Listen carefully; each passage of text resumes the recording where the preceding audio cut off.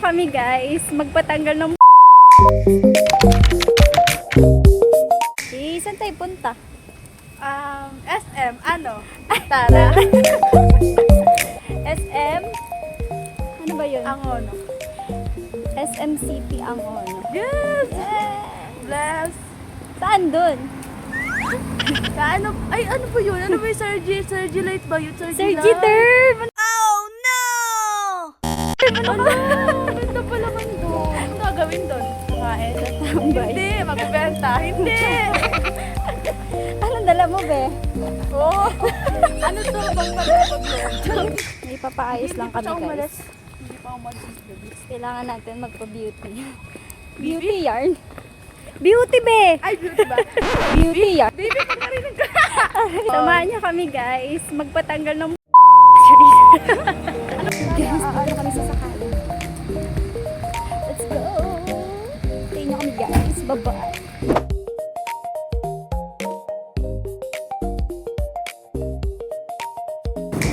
We're here at SM City Angono.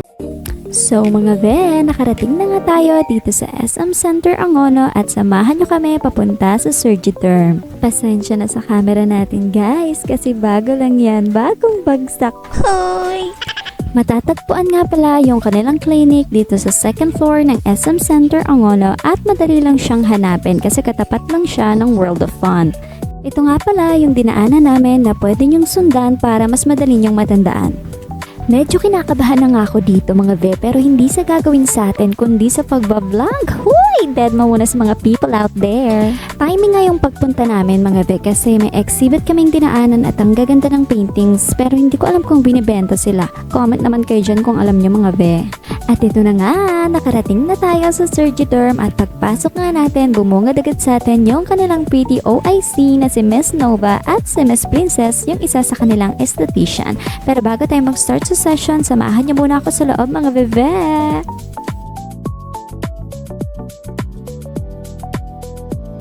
Unahin na nga natin yung kanilang CR na napakalinis at nakaka-good vibes kasi may pa-flower pa sa loob. Very hygienic and aesthetic. Pero habang patagal ng patagal, medyo kinakabahan na rin talaga ako mga ve, lalo takanda na yung aking hihigaan mamaya. Matagal na rin kasi yung huli kong punta dito kaya medyo kabado ang mama mo. Ayan, at nag-prepare na nga si Miss Rose, yung esthetician natin mga be. Hindi ko na nga alam kung tatayo ako mga be, pero sana buo pa rin yung face natin later. Habang chinecheck nga yung mukha natin mga be, marami nga nakitang warts si Miss Rose. Kaya feeling ko madugo yung gagawin sa atin mga be. Pero okay lang kasi na-relax agad yung face ko kasi may pamassage sa face mga be. Gusto mo yun? Wow! After no, nilinis muna yung mukha natin bago nilagyan ng cream for steaming para mag-open yung pores at mas mapadali yung paglinis mga be. Steam ka muna para mag-open yung pores para hindi siya mahirap minsan.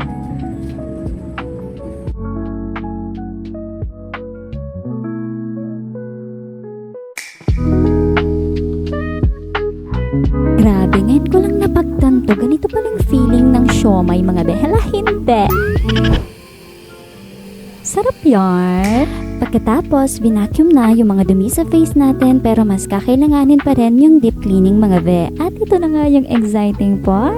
Kasi bukod sa malakas ang kiliti natin mga bebe, kailangan mo talagang tiisin yung sakit. Pero worth it naman after kasi mas magaan na sa pakiramdam. Mas maganda rin talaga kapag napapatingnan natin yung face natin mga be kasi para hindi gaano masakit kapag tinanggal. Gusto mo yon? Kaya yung jowa mo, ipacheck mo na rin habang maaga pa para hindi ka gaanong masaktan. Hala, hindi. Tsaka ka na lang pala magjowa kapag marunong ka ng masaktan. Huy! Tsaka ang laki. Pero masarap.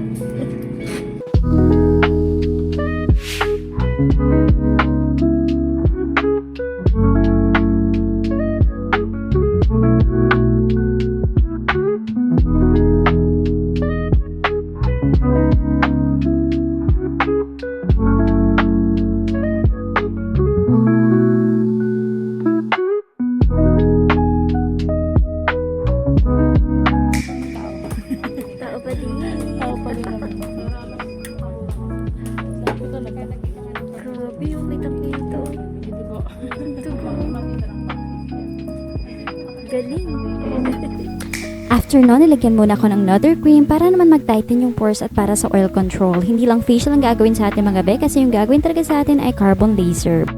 Samahan niyo kami guys, magpatanggal ng buhok. Time out muna sa facial mga be ha. Alam nyo ba na isa sa pinakadinadayo at binabalikan talaga sa kanila ay yung diode laser.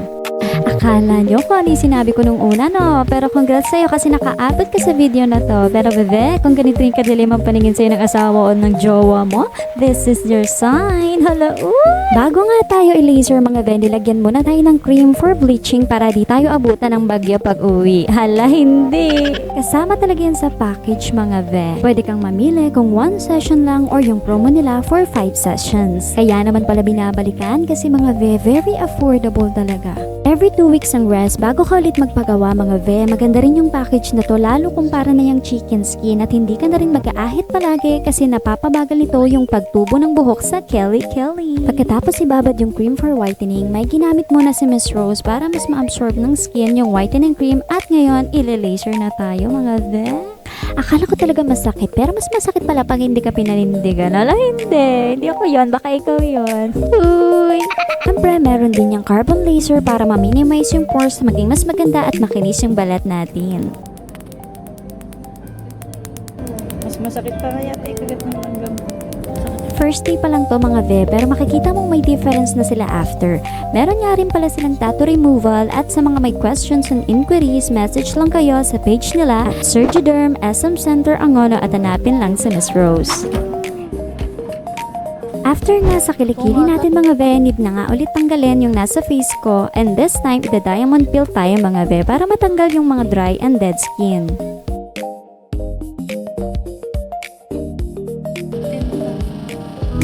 Ito na nga yung diamond peel mga ve. Para sa akin hindi siya masakit mga ve. Very light lang at nakakaantok nga siya actually.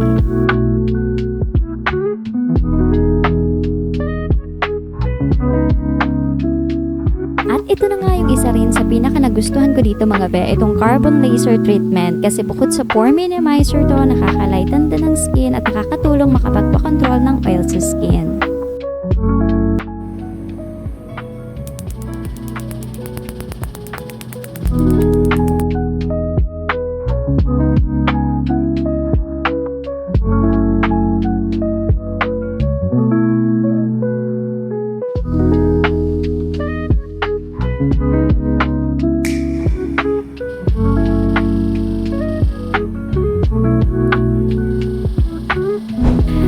Tapos na nga tayo dito mga ve, kaya kung umabot ka sa dulo, ibig sabihin, gusto niya rin.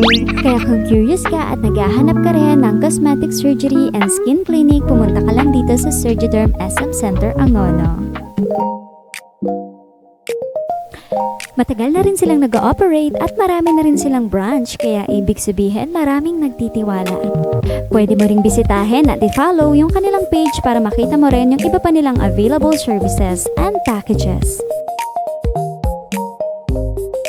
Yun lang, pa-follow na rin tayo sa mga bago nating kaibigan. Salamat!